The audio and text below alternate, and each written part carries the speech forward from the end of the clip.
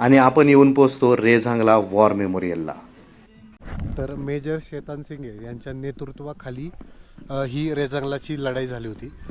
समोर हजारो शत्रू, प्रतिकूल परिस्थिती, पुरेशी साधनं उपलब्ध नसताना सुद्धा 13 कुमाऊच्या 114 जवानांनी पराक्रमाची शर्त करून चीनपासून आपलं रक्षण केलं होतं.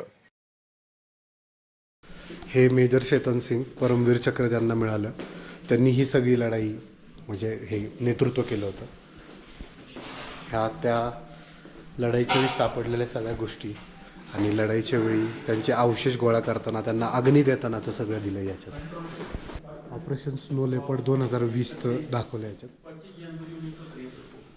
हे टँक आहेत बघा चायनाचे आपले.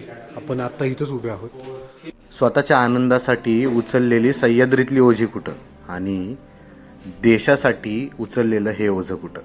तुम्ही जर खरे देशभक्त आणि सैनिक असाल ना तरच तुम्हाला हे हलकं वाटेल. आणि हो, हे घेऊन तुम्हाला नुसतं चालायचं नाही आहे, तर तुम्हाला स्वतःच्या जीवाची बाजी लावायची आहे आणि शत्रूंना हरवायचं आहे.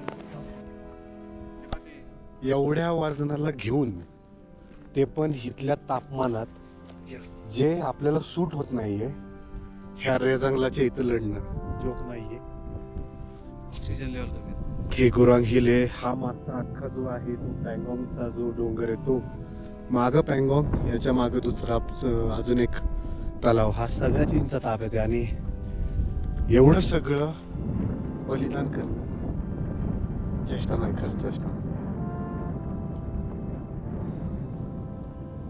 आपण ह्या गोष्टी फार अभिमानाने मिळवतो, पण तुम्ही जेव्हा फील्डवरती बॅटलवरती असताना तेव्हा तुम्ही कसे असता नाही म्हणजे विचारण्यासारखी गोष्ट.